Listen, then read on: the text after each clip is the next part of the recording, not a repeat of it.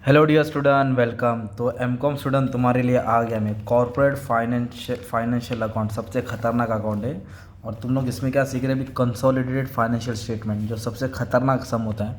अच्छे अच्छे का पानी बोलते हैं ना, एकदम टेंशन में आता है। अभी कैसे सॉल्व करने का? बैलेंस शीट मतलब दोनों का जॉइन होना चाहिए। तो एक्स और वाई, तो कौन किसका शेयर खरीद रहा है? एक्स वाई का शेयर खरीद रहा है। मतलब एक्स कौन हो गया? पप्पा हो गया, वाई बेटा हो गया। तो सब फॉर्मेट रेडी है मेरे पास, टेंशन मत लो, एकदम अच्छे से सिखाता हूँ। ये बैलेंस शीट का फॉर्मेट, ये तो एकदम रट्टूफाई करने का तुमको। अब इसको साइड में रखेंगे। अभी आपका ध्यान इधर होना चाहिए। किधर होना चाहिए?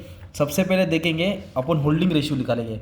बाप का कितना शेयर है, बेटे का कितना शेयर है। फिर उसके साथ में टाइम रेशियो निकालेंगे। फिर डिस्ट्रीब्यूशन ऑफ कैपिटल प्रॉफिट करेंगे, कैपिटल प्रॉफिट, रेवेन्यू प्रॉफिट। फिर माइनॉरिटी को कितना इंटरेस्ट मिलेगा। फिर कॉस्ट ऑफ कंट्रोल कितना है। फिर प्रॉफिट लॉस पे कितना बैलेंस। फिर इधर वर्किंग नोट सॉल्व करेंगे। तो ऐसा बड़ा सम है और प्यार मोहब्बत में चालू करते हैं। तो सबसे पहले क्या करने का, एकदम सुकून से जाने का, ठीक है। तो एक्स ने वाई का शेयर खरीदा, जुलाई में खरीदा। कितना शेयर खरीदा? 8,000। तो एक्स पप्पा हो गया, वाई बेटा हो गया। Holding company, subsidiary company.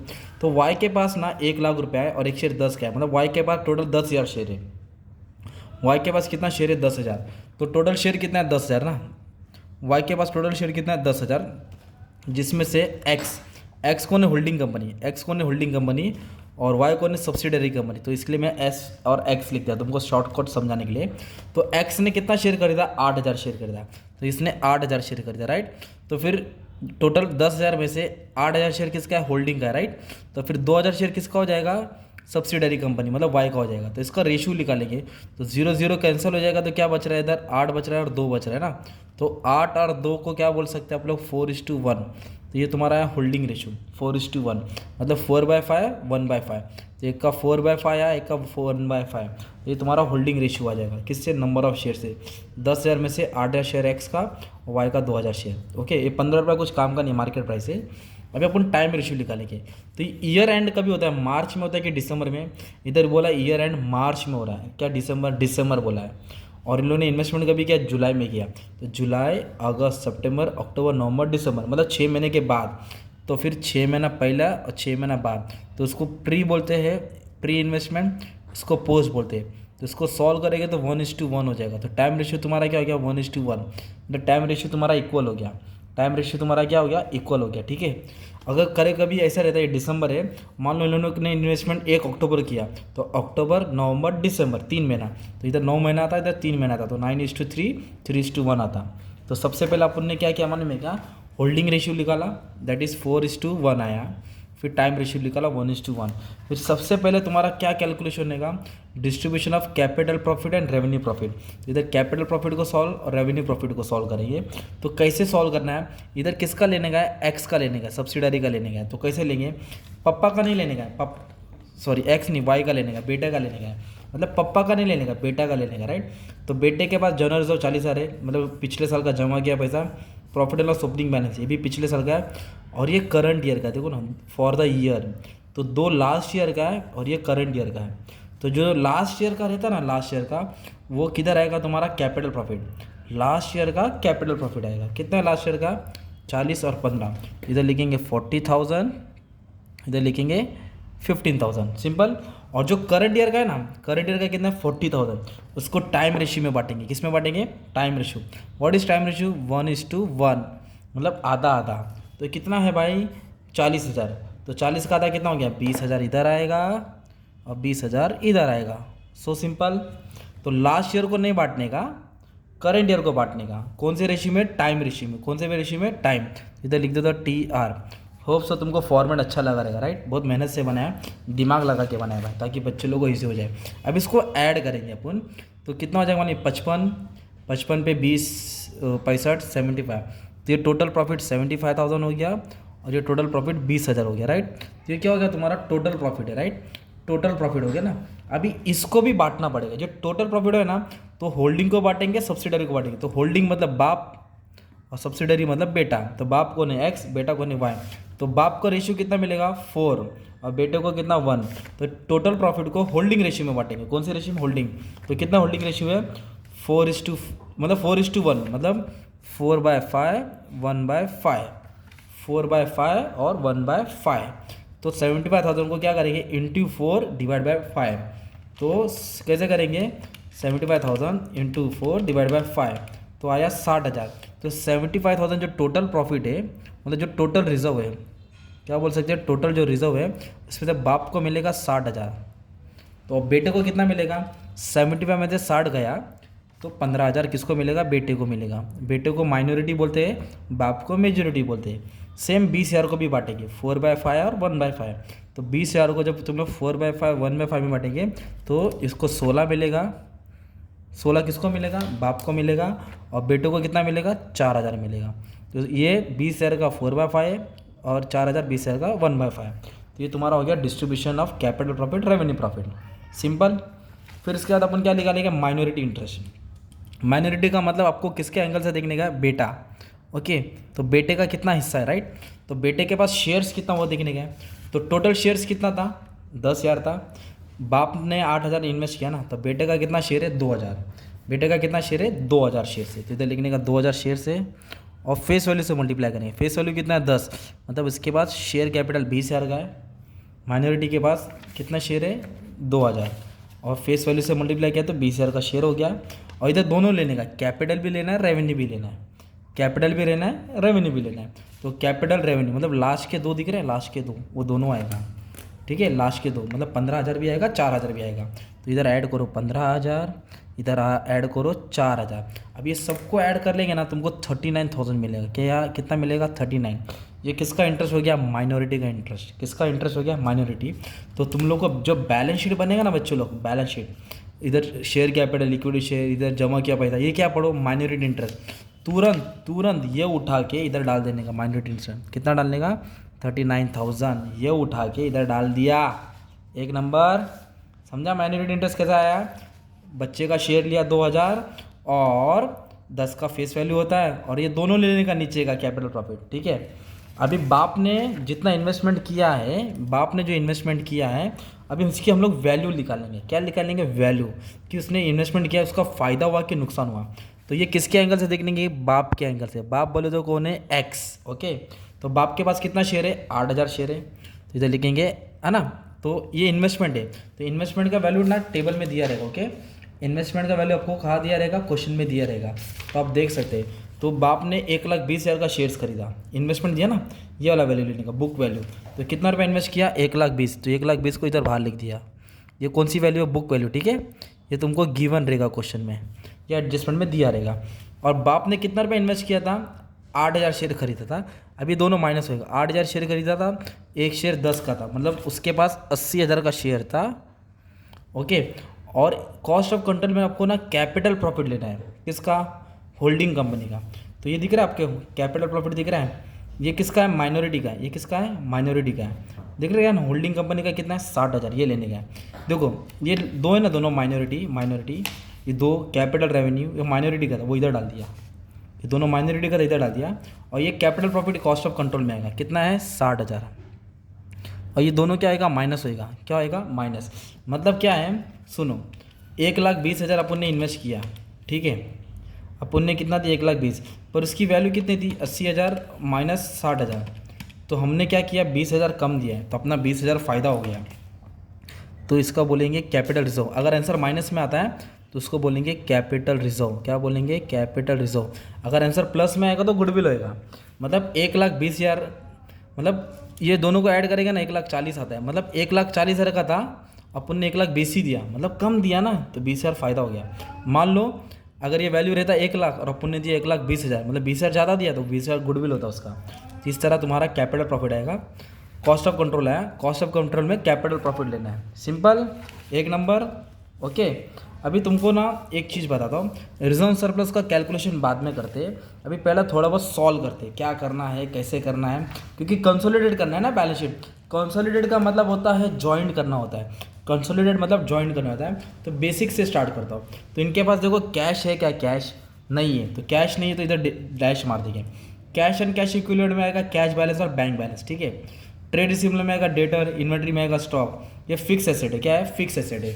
तो फिक्स एसेट पे क्या करने का है, कुछ एडजस्टमेंट नहीं दिया था ना अपन को, तो इन दोनों को ऐड करेंगे, 3,90,000 और 1,40,000, ये दोनों को ऐड करके लिखेंगे। तो ऐसा दिखाने का, तो कैसे सॉल्व करने का बच्चों लोग, चलो इधर दिखा देता हूँ। इधर नोट्स है ना, इधर लिखेंगे फिक्स एसेट। क्या लिखेंगे, फिक्स एसेट।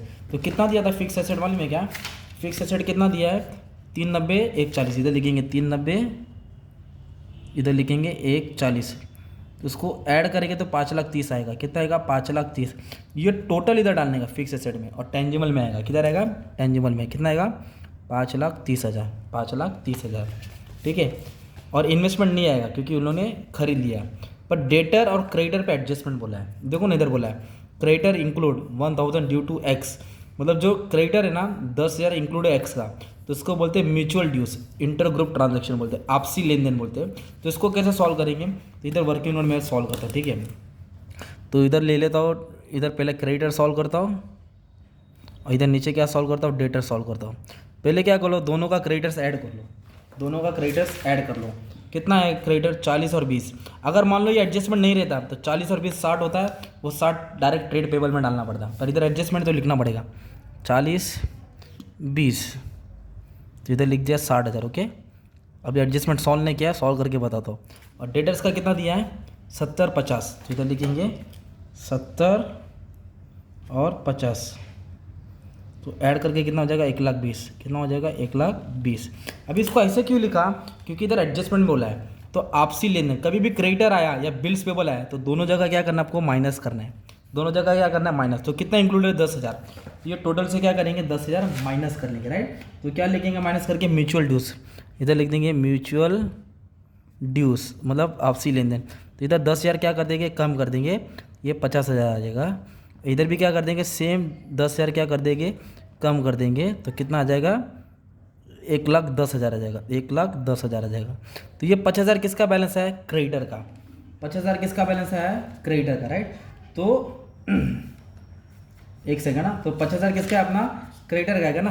तो ये क्या पढ़ो ट्रेड पेबल, ट्रेड पेबल में क्या आता है क्रेडिटर्स आता है, तो करंट लायबिलिटीज में ट्रेड पेबल में ये वाला बैलेंस आएगा, कितना आएगा 50,000। तो इधर लिख देंगे 50,000, कितना लिख देंगे 50,000। 60 क्यों नहीं लिखा, क्योंकि 10,000 एडजस्टमेंट में 10 इसलिए कम करके लिखा ना, तो 50 आ गया। सेम ये क्या है ट्रेड रिसीवल, ट्रेड रिसीवल में कितना आएगा मालूम है 1,20,000 में से 10,000 क्या कर देंगे माइनस कर देंगे, तो 1,10,000 आएगा ट्रेड रिसीवल में 1,10,000। कैश बैलेंस तो दिया नहीं था इसलिए डैश मारा। अभी इन्वेंट्रीज मतलब स्टॉक होता है, इन्वेंट्रीज बोला तो स्टॉक, तो आप लोग क्या करेंगे स्टॉक को ऐड कर देंगे 1,20,000 और 25, तो 1,45,000 हो जाएगा। इधर 1,45,000 लिखने का था, बट इधर एडजस्टमेंट बोला है, क्या बोला है जो 15,000 का माल था उसके अंदर 25% गुड्स अबव कॉस्ट बोला है, फिर इसको एडजस्ट करके इसमें से माइनस करना पड़ेगा। तो पहले स्टॉक का भी लिख लेते, तो स्टॉक बोले तो क्या होता है इन्वेंट्रीज, स्टॉक बोले तो क्या होता है इन्वेंट्रीज। और स्टॉक का अमाउंट कितना दिया है 1,20,000 और 25 दिया है, इधर लिखा 1,20,000 और कितना दिया है 25। तो इसको आपको क्या करना पड़ेगा ऐड करना पड़ेगा, जैसे कि कितना आएगा 145 आएगा।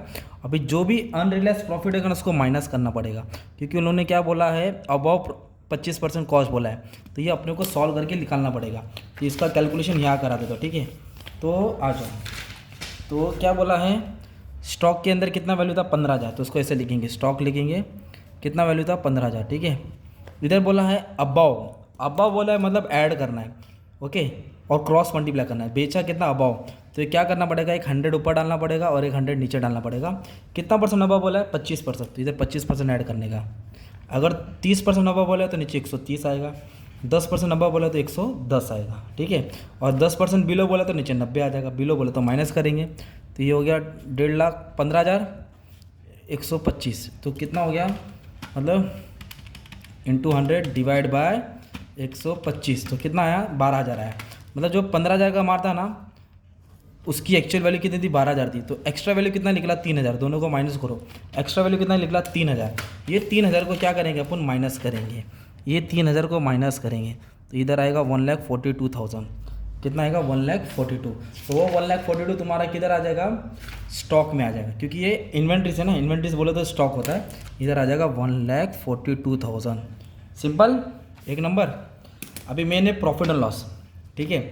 और इधर से भी क्या करेंगे जो अनरियलाइज प्रॉफिट है ना वो प्रॉफिट एंड लॉस में भी माइनस करना है। एडजस्टमेंट को दो इफेक्ट आता है ना, तो ये अनरियलाइज प्रॉफिट एंड लॉस से भी माइनस करना पड़ेगा, क्योंकि प्रॉफिट वर्ड आ गया और वो अनरियलाइज था, तो इधर से भी तुमको कितना कम करना पड़ेगा 3,000। तो ऐसा एडजस्टमेंट है तो तुमको ध्यान देने का, राइट। अभी ये प्रॉफिट एंड लॉस में ना अपना पैसा लेने का, अपना बाप का पैसा देखने का, अपने पास कितना पैसा है। तो आ जाओ, तो क्या बोला है profit and loss opening balance, तो अपने पास प्रॉफिट एंड लॉस में कितना 60,000 है और करंट ईयर का 1,00,000। जनरल रिजर्व का भी हाथ मत लगा, बताता हूँ।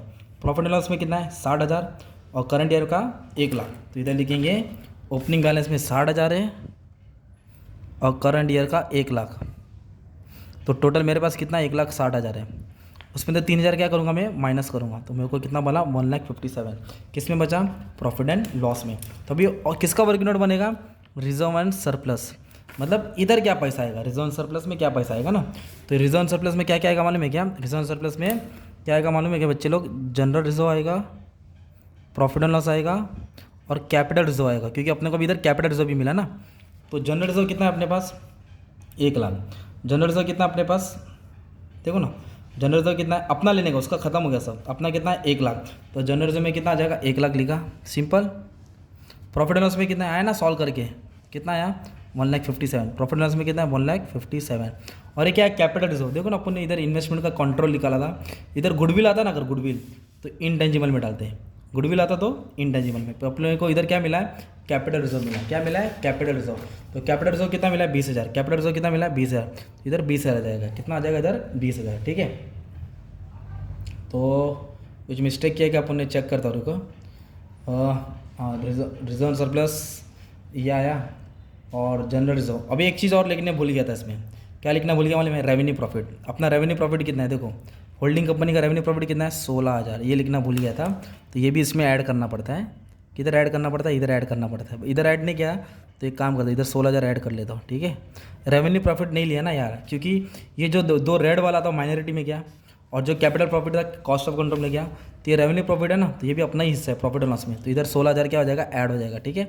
16,000 मैंने ऐड नहीं किया था, ठीक है, तो 16,000 ऐड कर दूंगा। चलिए 1,00,000 हो जाएगा, 1,57,000 में 16 ऐड करता हूँ, 1,57,000 में 16, देखो इंसान है तो मिस्टेक होता है भाई, ठीक है, पर कोशिश किया मैंने, अच्छा याद आ गया, नहीं तो फिर ढूंढते ही रहता राइट। इसको ऐड कर लेंगे तो 2,93,000 आया, क्या आया 2,93,000, तो 2,93,000 किसका बैलेंस आया मालूम है तुम्हारा रिजर्व सरप्लस के, इधर लिखेंगे 2,93,000।